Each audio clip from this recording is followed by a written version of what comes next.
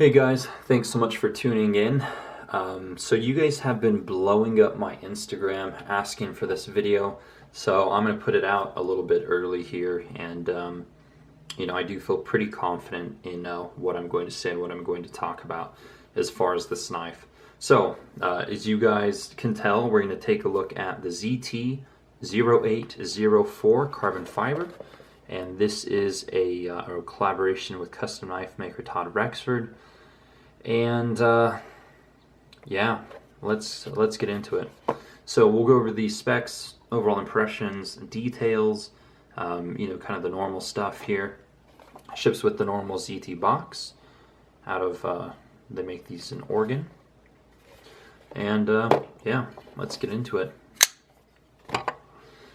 So the zero tolerance 0804 carbon fiber. A knife that was just recently announced at the SHOT Show 2016, and then just about a month later they started hitting dealers. So ZT is staying true to their quick release fashion that they did last year.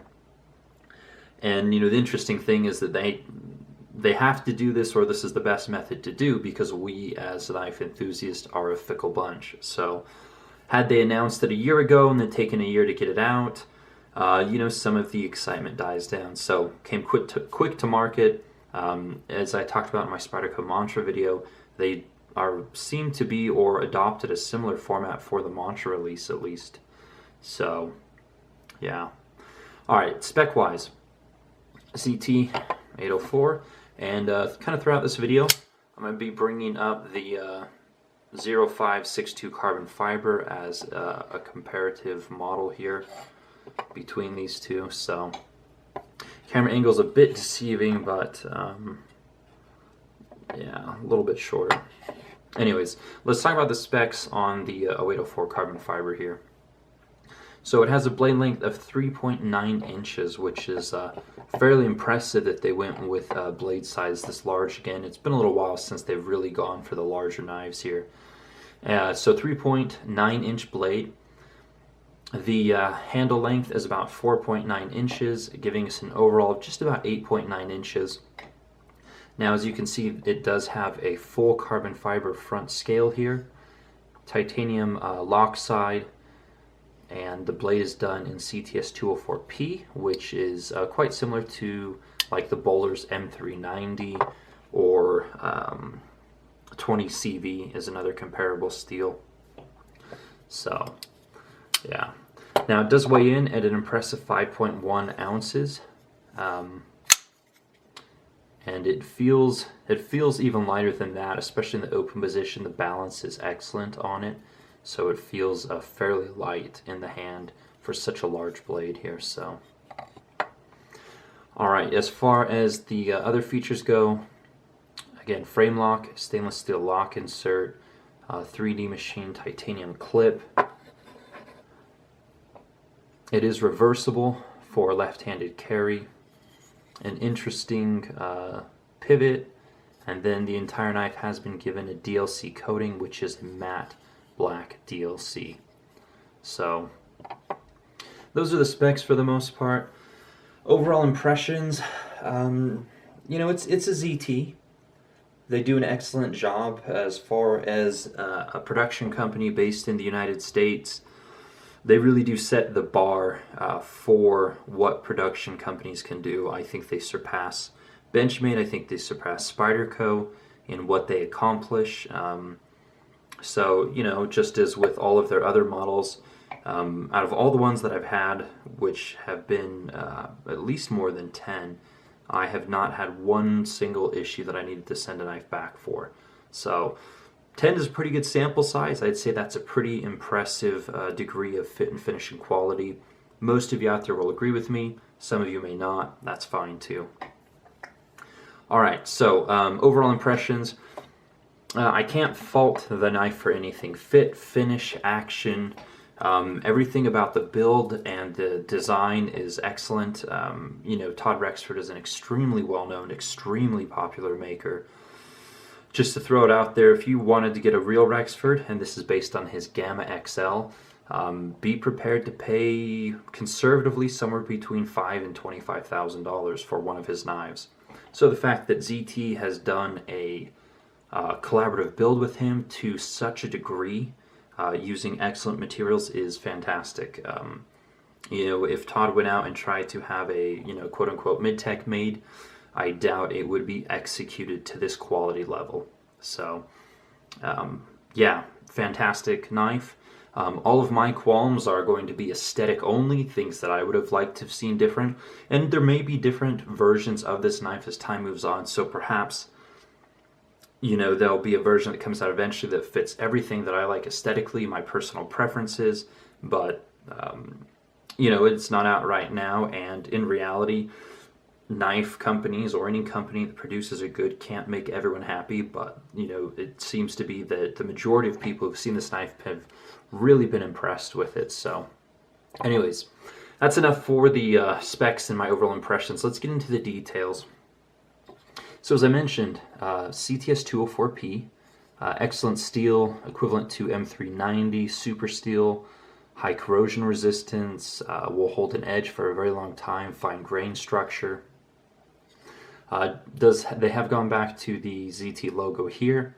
I did like it a bit better when it was on the handle, but that's tastefully done. Here on this side we do have all of the writing. Model number, Todd Rexford is credited, Kai USA, and then the serial number. This one is 0084, so not quite 0804, but close enough, so pretty cool serial number. Flipper has been given jimping on the front and the top, so you can light switch and you can kind of do a push down. Both work well. Knife is very smooth, flips very, very well. Let's look at the flipping action here. And by way of comparison, both good, but I would probably give the edge to the Rexford design here. It just flips harder, and with a 4-inch blade versus a what is this, 3.5? You guys can tell me if I'm wrong. There's just a bit more length on the blade, perhaps a bit more weight to flip this thing and flip it well. So there's the thickness. Now there is a swedge on the top of the 0562 CF, but the relative thickness looks just about the same here. So comparable blade thickness, and yeah. All right, let's take a look at the handles then. So again, flipping action is really good. Now the detent ball does seem to get stuck on the frame a little bit right about here, so you have to give a little extra pressure to overcome.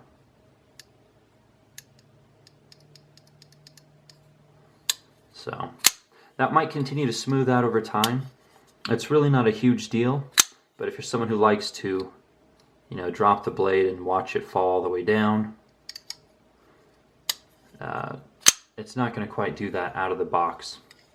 So I'm not sure if the 0562, the 0562 does that to an extent as well. So anyways, again, may not be a big deal for some of you, might be a big deal for others of you. Okay, coming to the handle, really nice high quality carbon fiber, no voids that I've been able to detect. So high quality, tightly done grain structure. You do have an aluminum backspacer that has been hard anodized, I believe. And there is a lanyard hole. Now the pocket clip, again, can go left and right hand carry. They have left a cutout here. Not the most attractive thing, but when you're pulling this out of your pocket, my thumb naturally ends up in that hole, and turns out to be a pretty good traction point, so I do like that. The lock side, again, that full DLC.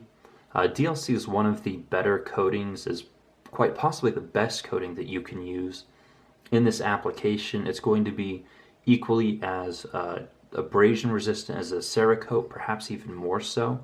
It's an expensive process to do and to do well, and ZT does most things well. Very well, actually. So there's the gap. It is a little bit tight right now. Again, it might loosen up over time, but quite a nice pocket clip, 3D titanium, also has the DLC finish, the ZT logo. So that's what we're looking at there. And the pivot. A point of discussion, I suppose. Again, a lot of you guys have already commented that you do like the USA made. I am one who doesn't prefer writing on the pivot. I think something that might have been a really nice contrast would have been maybe a milled pattern stainless steel pivot. Could have been kept in the D shape, no problem, but just something to contrast a little bit.